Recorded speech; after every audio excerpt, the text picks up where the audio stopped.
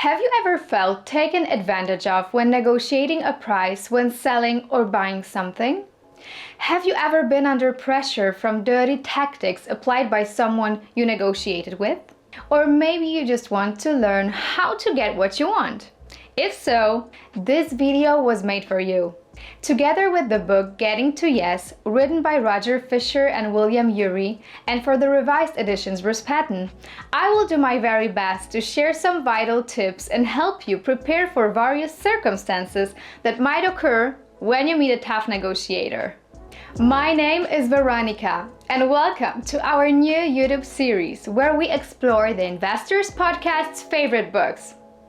The Investors Podcast is all about investing, where you can find all kinds of guidelines and ideas on how to grow financially and personally. Let's get started!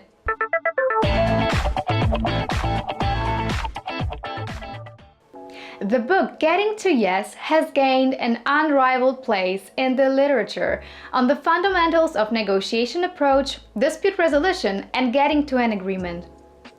The authors are Harvard University professors and at the same time, the most renowned negotiation experts who specialize in being mediators, negotiation advisors, and consulting governments, corporations, and individuals. Each of the authors can boast scientific achievements, helping make amends and agreements in many crucial international and political negotiations by applying both the academic and practical experience they've acquired. Now, you may ask, what does it have to do with me? Well, when you think about it, you are a negotiator too. Everyone negotiates something every day. Families, couples, and businesses across the world. People experience disputes or quarrels over both the tiniest and most significant cases. Whether you are a businessman or a spouse, at some point you will be put in a place of negotiating conditions that you would like to achieve to become satisfied. Although it may seem easy to negotiate and talk to people in a way that makes you win the dispute, the authors claim that it's actually more challenging to keep your emotions down and be smart enough to negotiate in a way that both parties are satisfied, the conflicts do not increase, or the parties do not break up the negotiation due to feeling cheated and taken advantage of. The book is filled with thoroughly explained principles and methods to help you avoid a poor negotiating experience. People tend to see a negotiation process as a battlefield, where the goal is to leave behind the enemy and achieve victory, even if they don't reach their desired resolution. Negotiators are people with emotions, deeply held values, and differentiated backgrounds and viewpoints, which makes them highly unpredictable and unstable once someone touches their soft spot. Putting yourself in the shoes of someone else can be mistaken for weakness, while in reality it can be used as a powerful tool to influence them. Noticing and understanding the emotional force of their perception and their core concerns can make it easier to influence the negotiation outcome. The authors raise the key problem that is the most commonly occurring problem in negotiations, which is bargaining over positions.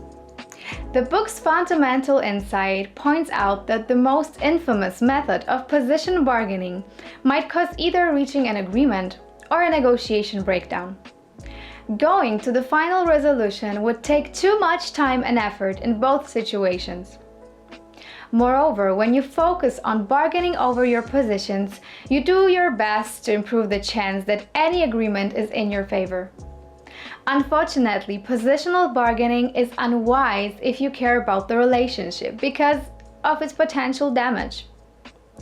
The mutually applied pressure, which generates intense emotions, could jeopardize the relationship. However, being too nice is not an answer. If you are too soft with your negotiation partner, you may also feel like a victim and hold a grudge. Either way, this probably wouldn't be the best outcome for you. Luckily, the book provides a thoroughly prepared and complex method, simply adjustable upon different circumstances you find yourself in. It's the method of principled negotiation. People usually split into two types. One group wants to be a hard negotiator, who seeks to manifest strength and does not value relationships. On the other hand, the other group prefers to be a soft negotiator and values saving the relationship and keeping the atmosphere amicable, avoiding any kind of conflict and confrontation. These methods usually lead at least one party to a disappointing outcome, often followed by a broken relationship. Luckily, there is a third option: negotiating on principles. The method of principled negotiation was designed and developed by the Harvard Negotiation Project to produce wise outcomes efficiently and amicably, where both parties can gain wins. Negotiation on merits and principles is the most powerful tool you should stand by at all times. You can have different goals, viewpoints, and negotiation styles, show more or less emotion, or you can experience personal attack.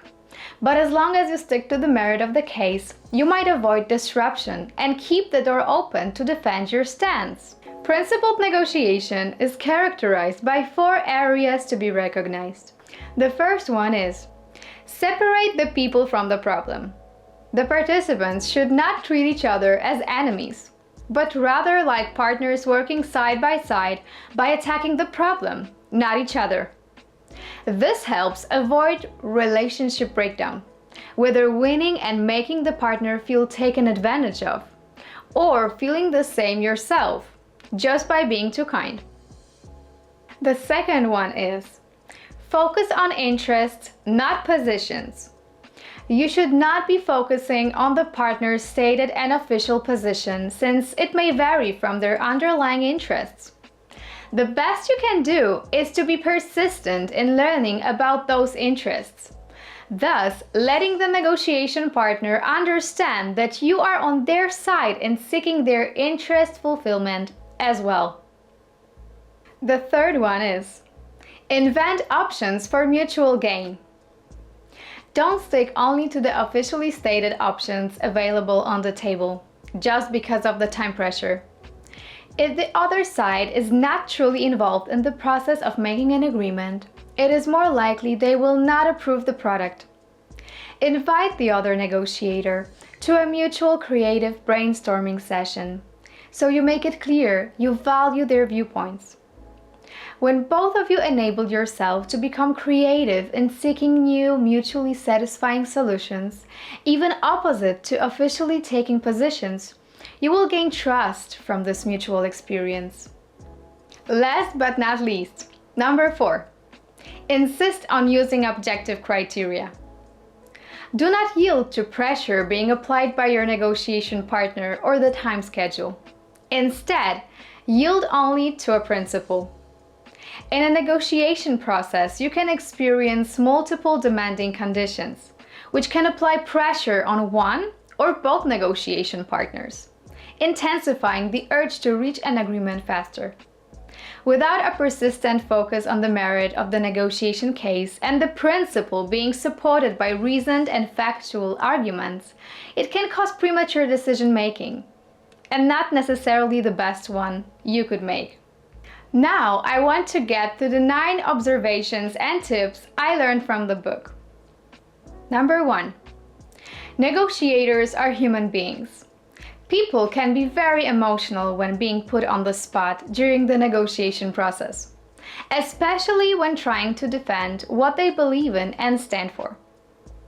Especially in times like this, it is vital to keep your emotions down and not let them take over your reactions and decisions. Number 2. Prepare before you negotiate. Learn who you are negotiating with. Wise negotiators are prepared negotiators. Having researched the similarities and differences, interests, values, and backgrounds, when meeting with a negotiation partner, make it clear you take the other party's core values, viewpoints, and potential concerns seriously. This is not a weakness, but a strength, showing that you care for the other side's interests. Don't bargain over positions. Focus on mutual interests. Circumstances change, so sticking to previously chosen positions is pointless.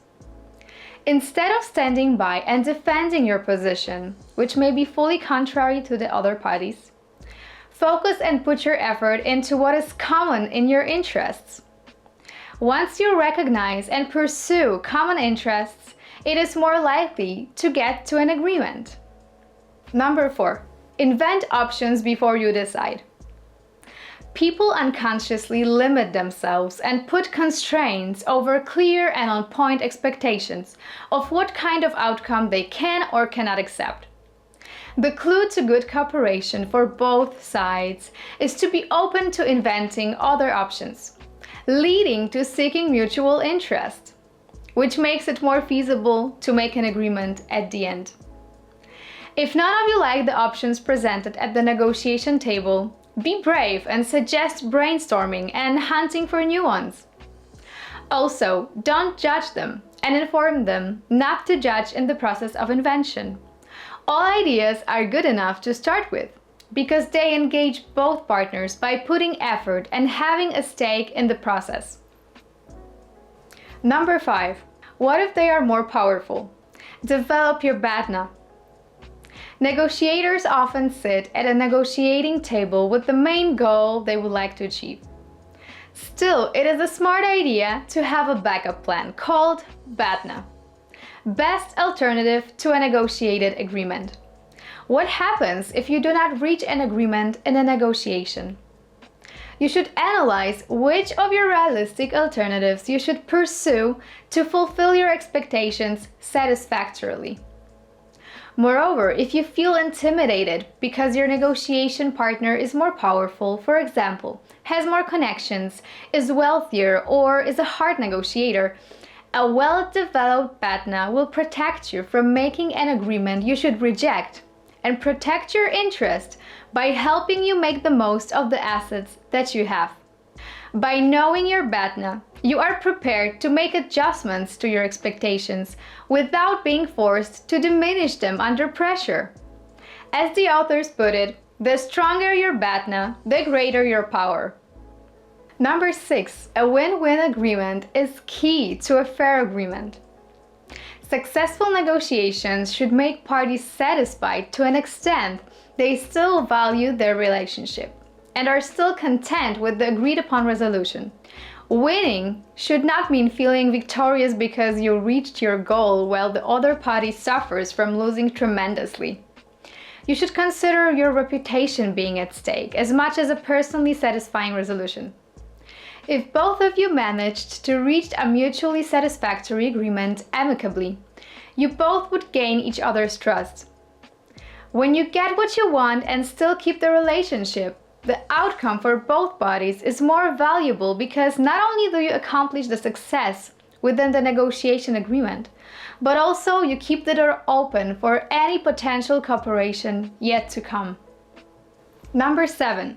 What if they won't play? Use negotiation jujitsu.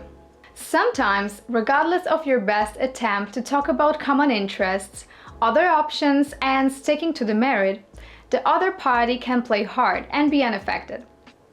They may stand firmly by their positions and planned objectives, be concerned only with maximizing their own gains, or even worse, carry out an attack on you.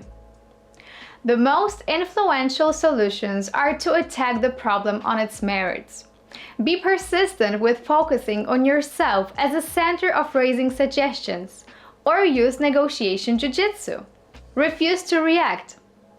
If someone is forcefully attacking your ideas or imposing their position firmly, don't play the game of pushing back and reacting to their attack, because you will not win this. You will waste a lot of effort and time.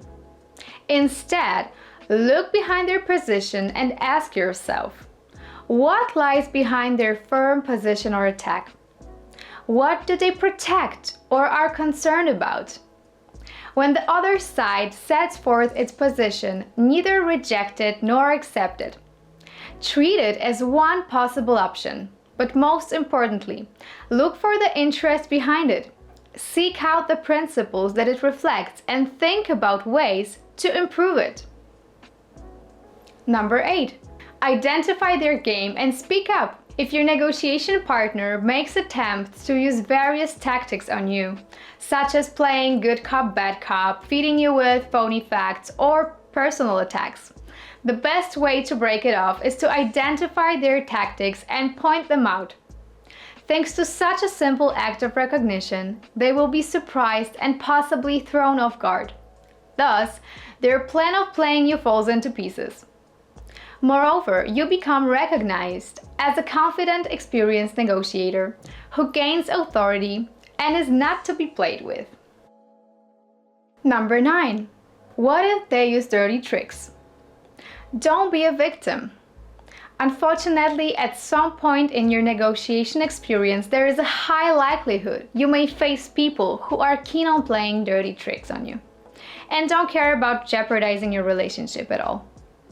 The 3 most common tricky tactics are deliberate deception, like sharing phony facts or ambiguous authority, psychological warfare, like an uncomfortable negotiating environment, personal attacks, or a good cop, bad cop routine, and a positional pressure, like a calculated delay of making the final decision just when you're about to shake hands on it. All of those tactics are well thought through and well developed ways to apply pressure on you so you yield and give up. When recognizing them, you should refuse to participate by making it clear what is at stake for them to lose if they push you too far. Your focus should be on getting back to negotiating on principles. However, if you feel you're being too pressured, you can always ask for the other party's reasoning for their position. Moreover, you can even propose rescheduling negotiation to avoid getting tangled into a charade. I would recommend reading this top-notch negotiation book to anyone who wants to get their way and keep their reputation intact by avoiding damaging the relationship with the others involved in a negotiation or a dispute.